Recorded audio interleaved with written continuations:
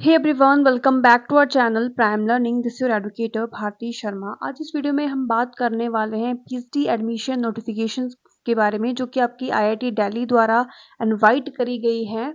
जो भी लोग पीएचडी करना चाहते हैं या फिर पीजी परस्यू करना चाहते हैं, तो यहाँ पर इसकी जो एडमिशंस हैं, एप्लीकेशन फॉर्म्स है, वो यहाँ पर आउट हो चुके हैं। आप देख सकते हैं, हम इसके ऑफिशियल वेबसाइट पे भी हैं। सो यहाँ पर आप इन्फॉर्मेशन ब्राउज़र पे जब आप जाओगे, तो आपके पास इस तरह का इसका जो इन्फॉर्मेशन बुलेटिन है, इस तरह के आपके पास ठीक ओपन होके आ जाएगा। तो यहाँ पर अगर सबसे पहले अगर हम बात करते हैं इसकी इंपॉर्टेंट डेट्स के बारे में,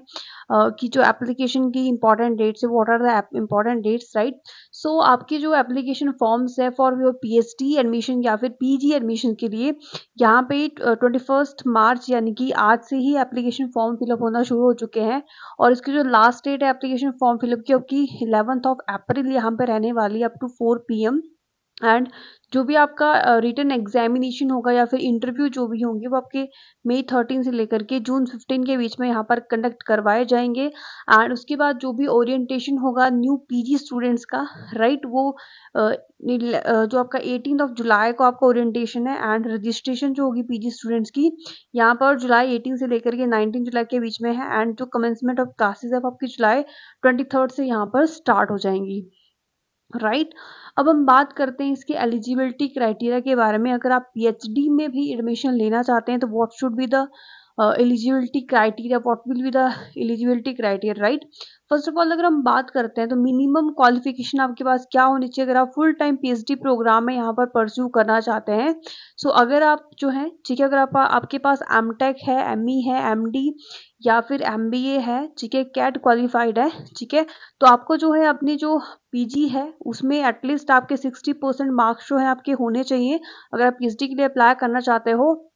अगर आपने जो है पीजी में एमएससी करके रखा है, एमबीए करके रखा है, एमए करके रखा है, या फिर एमबीबीएस करके रखा है, या फिर इसकी इक्विवेलेंट कोई डिग्री आपने करके रखी है, सो आपके यहाँ पर 60% मार्क्स या फिर 6 सीजीपीए मिनिमम आपकी यहाँ पर होनी चाहिए। और इसके साथ में आप जो है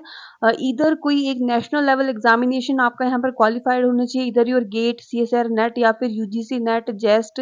ICR, ICMR, DST INSPIRE fellowship, अगर इनमें से कोई भी एग्जाम आपका जो यहाँ पर क्वालिफाइड है, तो आप यहाँ पर अप्लाई करने के लिए एलिजिबल हो जाते हो। अगर आपने यहाँ पर बीई करके रखा है, बीटेक करके रखा है, यानी कि 4 इयर्स ऑफ जो आपका जो बैचलर प्रोग्राम है वो करके रखा है, तो आपके जो है भाई उसमें 70% ऑफ मार्क्स होने चाहिए।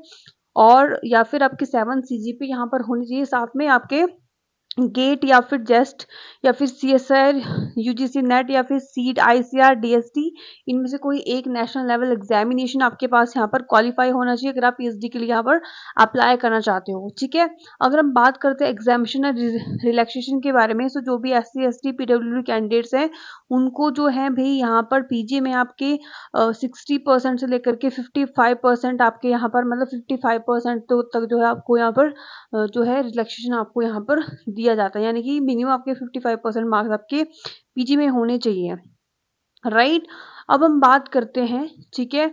अब जो भी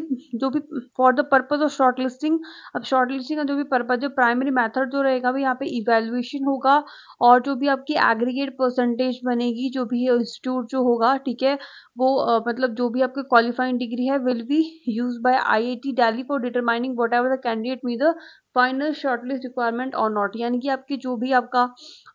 इंटरव्यू होगा या फिर आपके जो रिटन एग्जामिनेशन होगा, उसके बाद जो भी इवेल्युएशन होगी, जो भी आपके डिग्रीज होंगी, उनको यहाँ पर चेक करा जाएगा। उसके बाद आपकी यहाँ पर शॉर्ट लिस्टिंग आपको यहाँ पर करा जाएगा,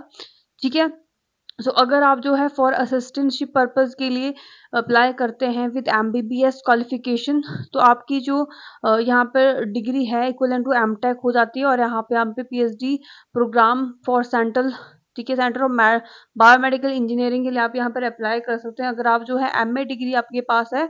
और तो इंग्लिश में है, 5% की आपको रिलैक्सेशन यहाँ पर मिलेगी, ठीक है। और आप जो है ह्यूमैनिटीज एंड सोशल साइंसेज के लिए अप्लाई कर सकते हो पीएचडी के लिए। एंड अगर आपके पास एमबीए डिग्री है, तो आप यहाँ पर डिपार्टमेंट ऑफ मैनेजमेंट स्टडीज में आप पीएचडी के लिए अप्लाई कर सकते हो। अगर हम बात करते हैं यहाँ पर, अगर आप पार्ट टाइम या फिर स्पॉन्सर्ड जो पीएचडी प्रोग्राम है उसके लिए अप्लाई करना चाहते हो, ठीक है, तो यहाँ पर क्लियरली मेंशन करा गया है only the employed of the public sector which is undertaking और गवर्नमेंट डिपार्टमेंट में रिसर्च, ठीक है, रिसर्च या development organisation of the private industries, ठीक है, वो यहाँ पर एलिजिबल हो जाते हैं एडमिशन लेने के लिए फॉर दीज प्रोग्राम्स। अब यहाँ पर एडमिशन लेने के लिए अगर आप पार्ट टाइम या फिर स्पॉन्सर्ड पीएचडी में एडमिशन लेना चाहते हैं,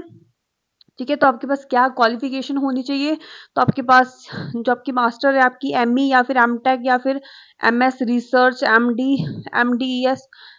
ठीक है, ये आपके पास होनी चाहिए, या फिर अगर आपने बीई बीटेक करके रखा है, एमएससी एमए एमबीए करके रखा है, ठीक है, तो आपके पास साथ में वर्क एक्सपीरियंस होना चाहिए 1 ईयर का। अगर आपने BE BTech 4 years of integrative programme, ठीक है, करके रखा है, ठीक है, और आप वर्क करते हैं आईआईटी दिल्ली में ही प्रोजेक्ट में है, ठीक है, तो भी आपके पास यहाँ पर 1 ईयर का यहाँ पर वर्किंग एक्सपीरियंस यहाँ पर होना चाहिए। अगर आपके पास कोई और जो है, ठीक है, एग्जाम क्वालिफाइड नहीं है और साथ में 1 ईयर का आपके पास एक्सपीरियंस है, तो भी आप यहाँ पर पीएचडी करने के लिए एलिजिबल होते हैं, राइट। अब जो भी स्टूडेंट जो है यहाँ पर 4 ईयर्स ऑफ, ठीक है, जो बीटेक डिग्री है या फिर एमएससी एमबीए उन्होंने करके रखा है from the institution of other than CFTI या फिर सेंट्रल यूनिवर्सिटी से, और उनके पास कोई भी नेशनल लेवल एग्जाम नहीं है और वो पार्ट टाइम पीएचडी के लिए अप्लाई करना चाहते हैं, तो उनके पास यहाँ पर भी 2 साल का एक्सपीरियंस, 2 ईयर्स का एक्सपीरियंस, वर्क एक्सपीरियंस आपके पास होना चाहिए। अगर आपने एमटेक करके रखा है, एमएस करके रखा है, तो आपका 6 मंथ का एक्सपीरियंस होना चाहिए, ठीक है। एमटेक या फिर रिसर्च आपने करके रखा है और वर्क करते हैं आईआईटी दिल्ली में, तो 6 मंथ का आपके पास होना चाहिए। एंड एमटेक और एमएस करके रखा है, ठीक है, तो आपके पास यहाँ पर भाई 1 ईयर का एक्सपीरियंस होना चाहिए। तो यहाँ पर ये मिनिमम जो है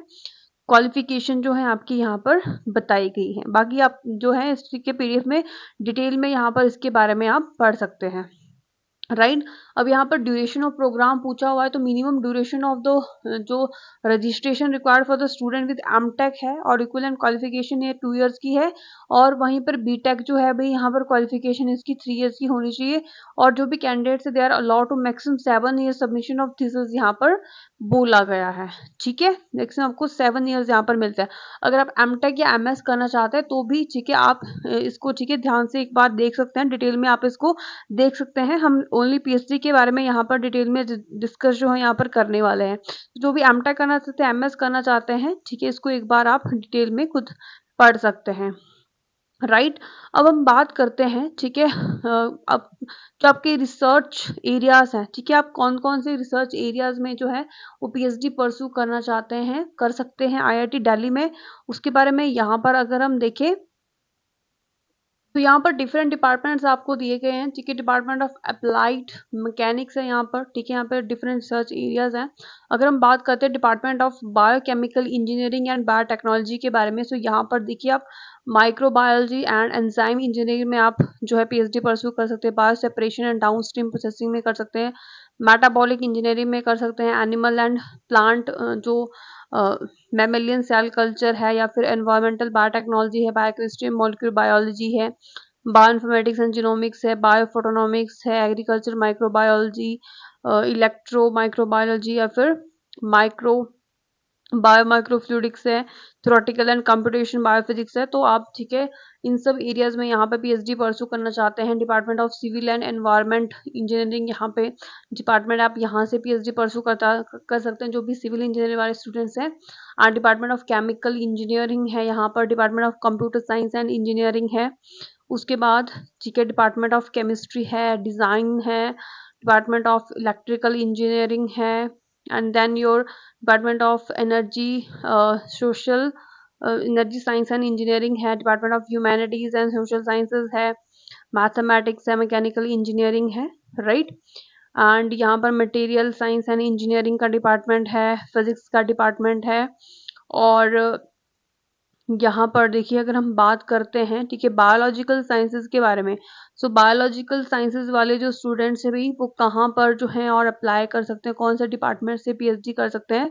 डिपार्टमेंट ऑफ कुशमा स्कूल्स एंड बायोलॉजिकल साइंसेज है, आप यहाँ पर अप्लाई कर सकते हो। जो भी लाइफ साइंसेज वाले स्टूडेंट है, बॉटनी वाले स्टूडेंट्स है, केमिस्ट्री जो भी स्टूडेंट्स है, ठीक है, इसमें आपके computation biology, system biology, chemical biology या फिर जो मॉलिक्यूलर बायोफिजिक्स की प्रोटीन फोल्डिंग है, अनफोल्डिंग कंफर्मेशन, तो इन सब चीज़ों के बारे में यहाँ पर जो है भी रिसर्च ऑन गोइंग है, तो आप यहाँ पर जो अपनी रिसर्च कर सकते हो। अगर हम बात करते हैं इसकी असिस्टेंटशिप के बारे में, अगर आप गेट क्वालिफाइड हैं तो क्या आपको यहाँ पर जो है भी असिस्टेंटशिप दिया जाएगा। अगर आपके पास अपनी कोई फेलोशिप नहीं है तो भी क्या आपको कोई यहाँ पर असिस्टेंटशिप दिया जाएगा। सो यस एवरीवन, यहाँ पर जो है भाई आपके जो भी गेट क्वालिफाइड स्टूडेंट्स हैं उनको असिस्टेंटशिप दिया जाता है। अगर इसके बारे में बात करते हैं तो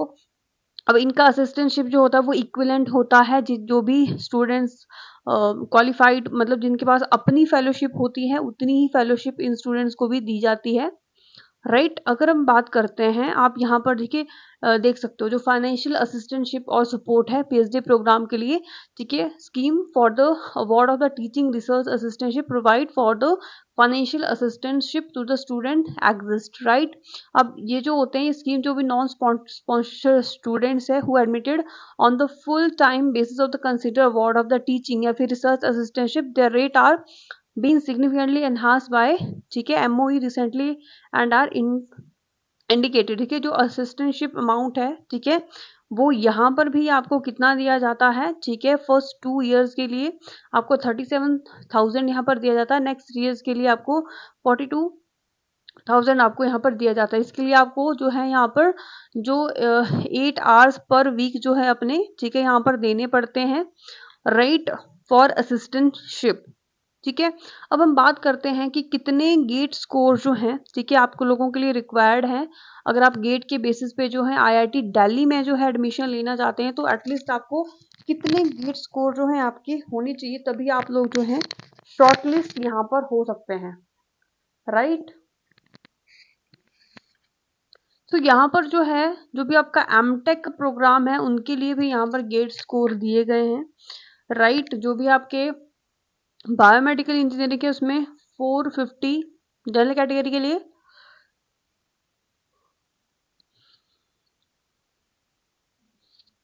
ईडब्ल्यूएस कैटेगरी के लिए 450, ठीक है, ओबीसी के लिए 427, यानी कि जो एमटेक वाले स्टूडेंट्स हैं उनका गेट स्कोर यहाँ पर थोड़ा सा हाई रहता है as compare to PhD students. Right, अगर हम बात करते हैं यहाँ पर जो आपका, ठीक है, बायोमोलिक्यूल और बायो प्रोसेसिंग इंजीनियरिंग वाला है, इसमें जो लाइफ साइंस है बायोटेक्नोलॉजी के लिए कितना जाता है, दैट इज 793, या फिर यहाँ पे ईडब्ल्यूएस के लिए 696 है, ठीक है, ओबीसी के लिए 669 है। तो आप यहाँ पर देख सकते हो इनका कितना गेट स्कोर जो है यहाँ पर, ठीक है, रहता है, कट ऑफ जो है वो रहती है। तो this is an important update. Thank you so much all for watching.